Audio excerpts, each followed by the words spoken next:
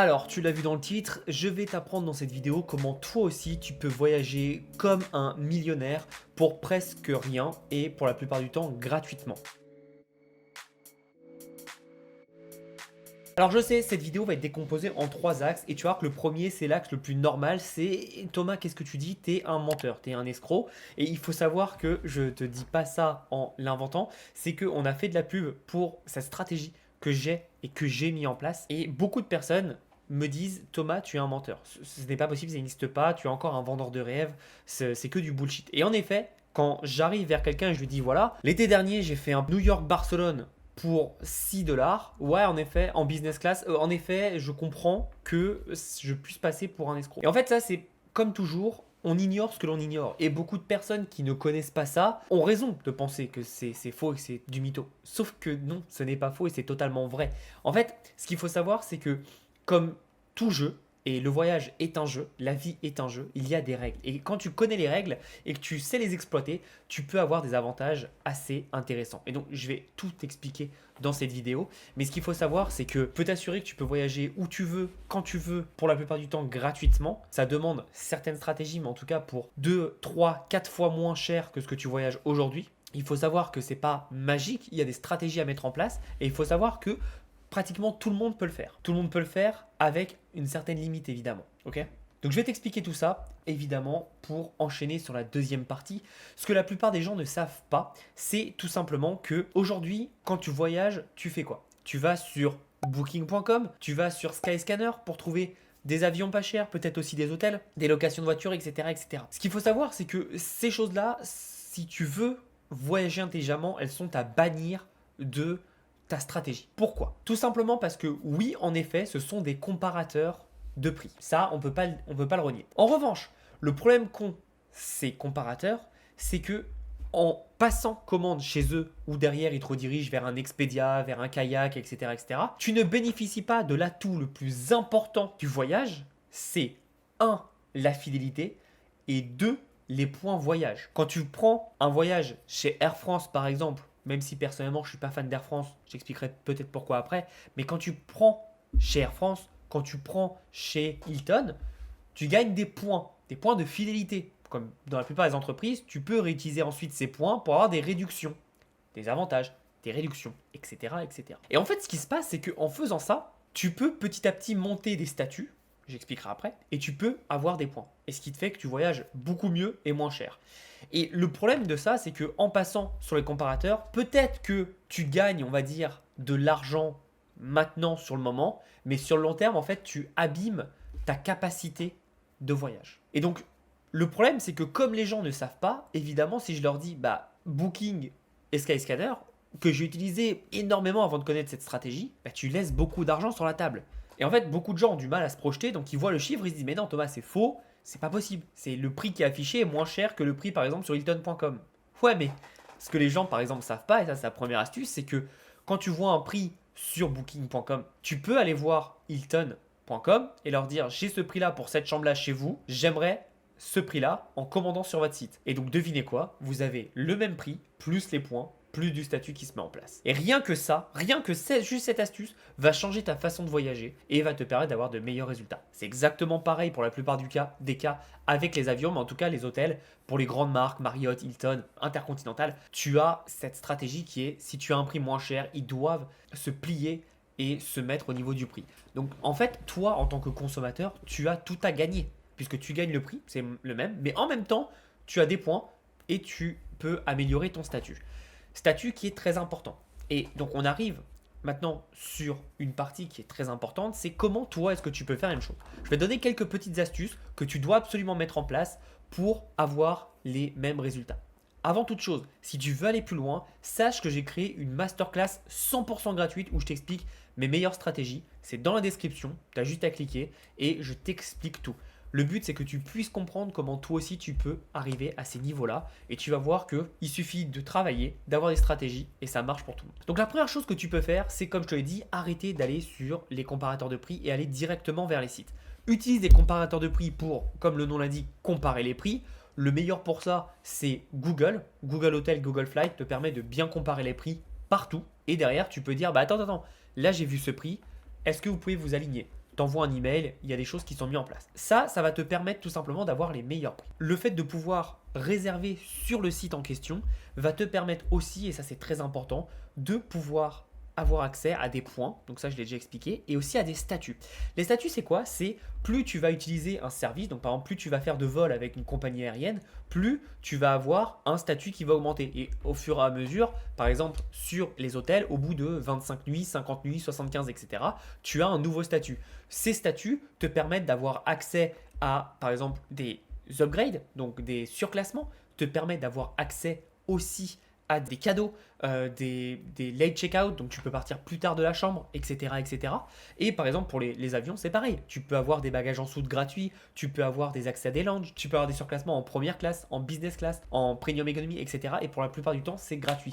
Donc c'est pour ça que toi, ton focus doit être vraiment de te focus sur la fidélité. Les programmes de fidélité d'avion et d'hôtel, je pense, sont les meilleurs qui existent sur le marché. Et donc c'est pour ça que ton focus, ça va être de pouvoir te concentrer et d'avoir des statuts. Et une fois que tu as ces statuts, tu vas pouvoir les transférer à d'autres entreprises. Admettons que j'ai un statut chez Hilton, je peux le transférer chez Marriott. Je peux transférer pour la plupart du temps chez Hyatt.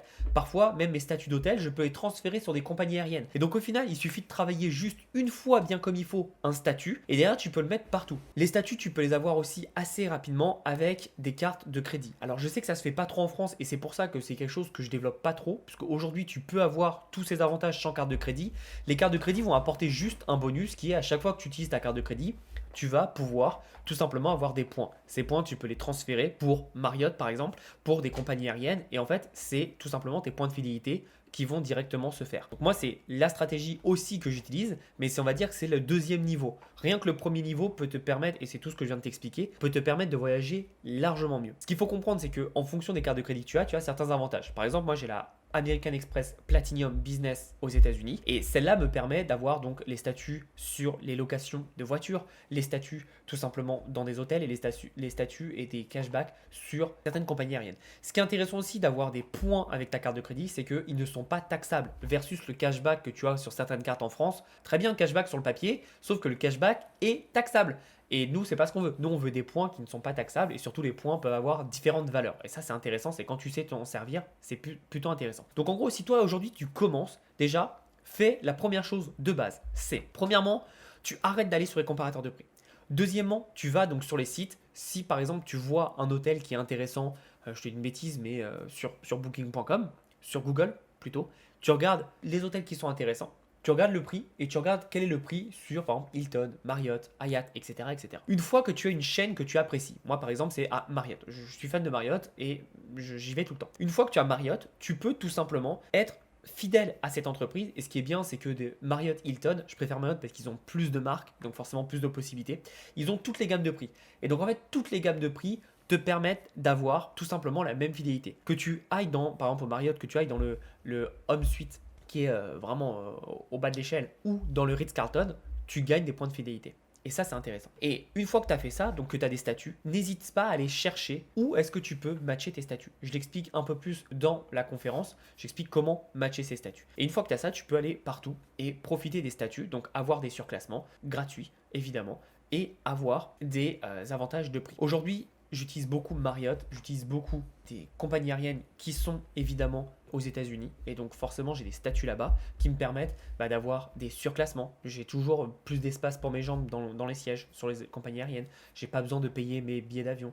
J'embarque en priorité, etc., etc.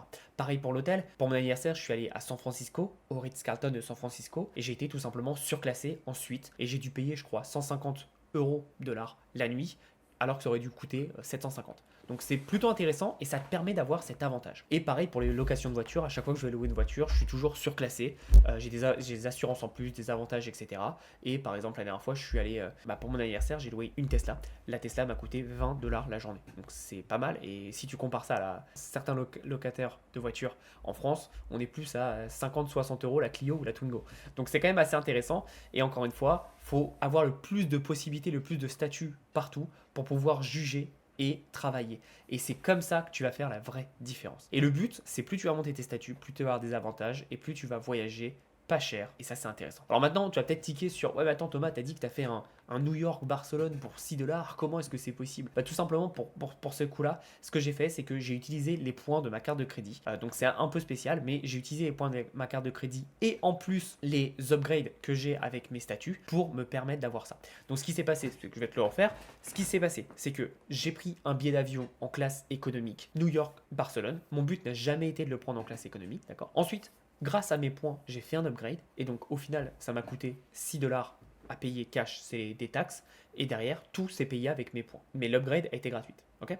Et ce qu'il faut comprendre, c'est que du coup, j'ai fait un Paris-New York, un New York-Barcelone, j'ai du mal, New York-Barcelone pour 6 $. Donc moins cher qu'un billet Ryanair. Et ça, c'est pas mal. C'est pas mal parce qu'en fait, quand tu débloques ces niveaux-là, tu peux comprendre comment faire. Et aujourd'hui, tu vas me dire, ouais, mais Thomas, moi je comprends pas, je peux pas avoir la carte de crédit. T'en fais pas, en fait. La carte de crédit, c'est pour moi un deuxième niveau. C'est-à-dire que déjà, maîtrise ce que je t'ai expliqué, regarde la conférence et tu vas voir. Et ensuite, si tu as un business qui tourne bien, là, la carte de crédit peut entrer en jeu. Et la carte de crédit, ça se fait avec une société aux États-Unis. Donc c'est un peu plus technique, on va dire. Ça se fait largement, mais c'est un peu plus technique. Et si aujourd'hui, tu fais pas au moins, je pense, 5 à 10 000 euros par mois, ça ne sert à rien. Par contre, à terme, mets-toi ça en tête que c'est un objectif qu'il faut que tu atteignes parce que ça te simplifie la vie. Et encore une fois, rappelle-toi, quand tu utilises ta carte de crédit, tu vas pouvoir gagner des points. Ces points, ils sont non expirables, il n'y a pas de limite et surtout, ils sont pas taxables. Et ça fait une différence notable. Aujourd'hui, sur mes cartes, je dois avoir entre 5 à 10 000 $ de côté, qui n'est pas taxable, que je peux utiliser comme je veux. En l'occurrence, je vais utiliser pour des avions. Et surtout, qui peut me permettre, si jamais je veux me prendre des vacances, je veux voyager pour le business, ceci, cela, je ne vais pas sortir de trésor de mon business. Et ça, c'est trop. Donc, il y a plein de stratégies. Encore une fois, l'importance, c'est de comprendre tout ça. Mais ce qu'il faut comprendre, c'est que ce n'est pas parce que ce que je t'enseigne, c'est quelque chose que tu n'avais jamais vu auparavant. Et je pourrais faire d'autres vidéos, si d'ailleurs il y a une bonne réception de cette vidéo. Je pourrais faire d'autres vidéos, mais c'est pas parce que beaucoup de gens ne connaissent pas ces stratégies que c'est faux, que c'est du mensonge. Ça existe largement. Je peux vous présenter plein de personnes qui sont meilleures que moi dans le domaine et qui évidemment voyagent beaucoup plus que moi et ont un meilleur levier par rapport à ça. Donc si tu veux savoir comment faire, oui, c'est possible de voyager comme un millionnaire sans évidemment avoir besoin de claquer des prix délirants. Tu peux voyager aujourd'hui pas cher, mais comme un millionnaire, c'est largement possible. Comme toujours, il faut se former. Et si tu veux aller plus loin, conférence 100% gratuite dans la description. A bientôt, merci de ta confiance. N'oublie pas de t'abonner, à liker la chaîne. J'espère que tu as pris ce genre de contenu. Passe à l'action.